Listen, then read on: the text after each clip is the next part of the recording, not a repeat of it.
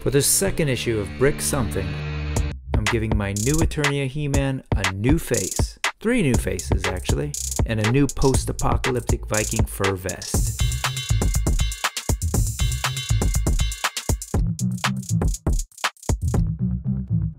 So you're looking at a HeMan that most fans who haven't been collecting recently might not actually recognize. This isn't a HeMan that was featured in one of the 3 old cartoons. He wasn't in one of the comics or the mini comics or the motion picture. This HeMan's sort of new. To borrow new language from the MCU, this is a variant HeMan from one of the many worlds in the Masters of the Universe multiverse that Mattel's calling the Masterverse. That's actually what they named the toy line that got me back into collecting. The same line that my King Grayskull I featured in the last issue of Brick Something came from. I've been finding that a lot of folks get a little mixed up when they try to talk about the sort of different figures that make up this newish Masterverse toy line. So if it's okay with you, let me go ahead and start by explaining how it all started in the first place. Let's go back to August 2020 during the online version of PowerCon. This is a toy convention that was actually still then totally MOTU focused. That's actually when Mattel first announced to fans that a sort of brand new 7-inch Masters of the Universe line was coming. Here's a few of the slides they shared at that event to give us a taste of what was coming in fall 2021. I remember watching online and kind of getting excited about the idea of a new Masters of the Universe line that would feature modern articulation. This was back in 2020, and you gotta understand that I actually wasn't action figure collecting at the time. I hadn't seriously been seeking out or buying figures for like nearly 20 years at that point. Yeah, for 2 whole decades, I was basically not in any financial position to be thinking about action figures.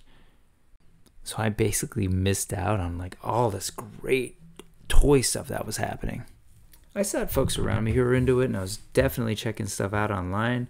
But basically, I had to watch from afar and stay away from things like MOTU Classics, Super 7 Ultimates, and all this crazy stuff that 4 Horsemen was doing. I remember like the Power Lords, 7th Kingdom, the bird one, Gothropolis. And yeah, basically all that would eventually lead to what's become one of my all-time favorite action figure lines, Mythic Legions. So when Mattel teased the return of MOTU in a form that could potentially be in scale and maybe even be on par with lines like these, my ears perked up. So by this time we already knew that there was going to be a new show coming to Netflix called MOTU Revelation. And a lot of us just sort of assumed that this Masterverse line would be basically taking characters from that show and turning them into toys. But then when PowerCon 2021 returned in person to Anaheim, Mattel decided it was time to really kind of show us what it means to build a Masterverse of action figures. They shared these slides and basically told us that there were going to be several sublines within the overarching Masterverse figure line. They added Princess of Power, HeMan, and the Master of the Universe based on the new, more kid-targeted Netflix CGI show. And then there was something called New Eternia. Then they actually showed us the first 2 New Eternia figures. The first one was a HeMan with this cool horned helmet. And then there was a Skeletor with a beard. The line was going to take its inspiration from the 1980s Masters of the Universe concept art by Mark Taylor, the sort of visual mastermind behind so many of the toys that I loved coming out of this line. And that brings us to the focus of Brick Something issue number 2, New Eternia HeMan. Here's what the figure looks like in its box. Notice the subline logo at the bottom, New Eternia. Such a good logo type. And underneath that it just says HeMan. There's no Viking HeMan or anything like that, but that's kind of just what people have been calling him. So here you see the amazing box art that often gets missed or ignored. Nate Barch's amazing paintings really sort of sell this new version of HeMan in both the back and the side panel. And right here to the right, you see the original Mark Taylor concept art from 1981 that inspired the look of this figure. Which brings us to my customized version here. Let me actually rewind a little and show you the original figure, and then kind of give you a quick side-by-side look at some of the replacement heads that I got from Jose Luis Morella. This is that same talented artist who's based in Mexico I talked about last time, the one who kind of gave my King Grayskull the look he needed. Obviously, I prefer his work over the stock Mattel stuff, but you can kind of let me know in the comments what you think.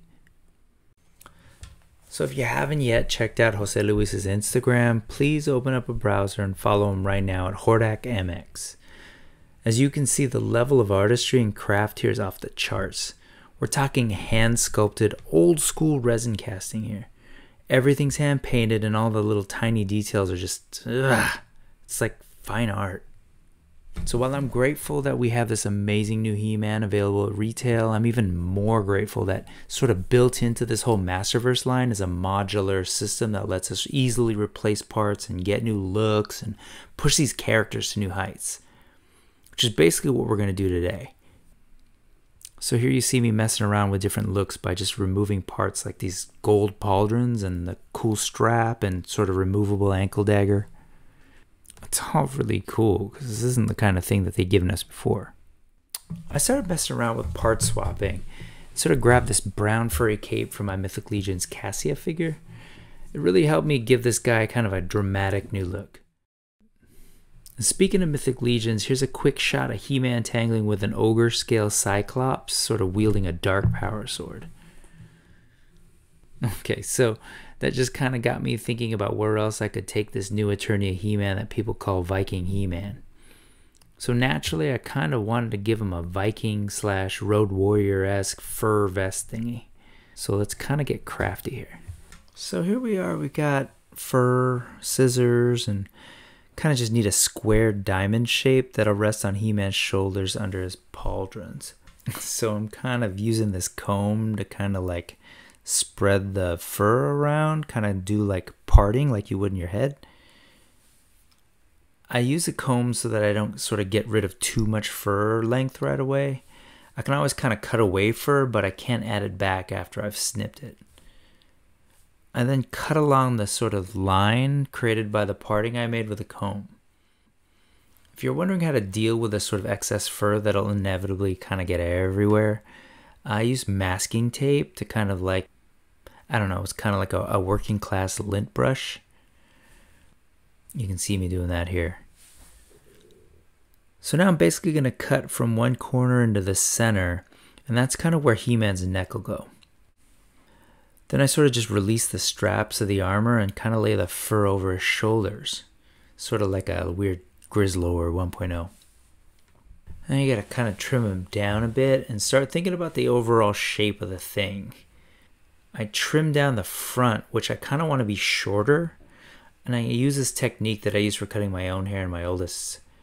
It's like to avoid a blunt cut, you kind of turn the scissors parallel to the hairs, if that makes sense, and just start taking off some of the ends.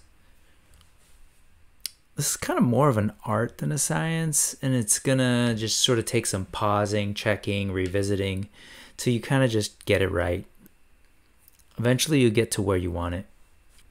As for the back side, I kind of want like a mullet vest. You know, the whole like business up front, party in the back. I'm sort of going for a big shock of like plumage in the back kind of look. And since his armor strap has that cool storage spot for his sword, I just make a hole in the back of the vest so I can kind of still take advantage of that. Let me just sort of pass the sword through and then kind of, there you go. And then here's the cleanup technique once again. I just don't want to recommend you messing around with fur and then leave you scratching your head on how to deal with it. And then just sort of give him his weapons and pose him to model up his new gear and to match his new face. And now he's ready for new Eternia. So that officially brings our second issue of Brick Something to an end. Again, this wasn't a typical action figure review, but if you're looking for other details about the Masterverse new Eternia He-Man figure that I didn't cover, like the points of articulation, comparisons to other figures, etc., definitely check out the thorough reviews by folks like Toy Bro, Toy Habits, The Man-Child, Pixel Dan. I'll link that in the description. There's plenty of other channels that'll do a much better job than I can. Speaking of other YouTube channels with great toy-related content, I'm proud to be a part of the Legion of Lesser Toy Tubers.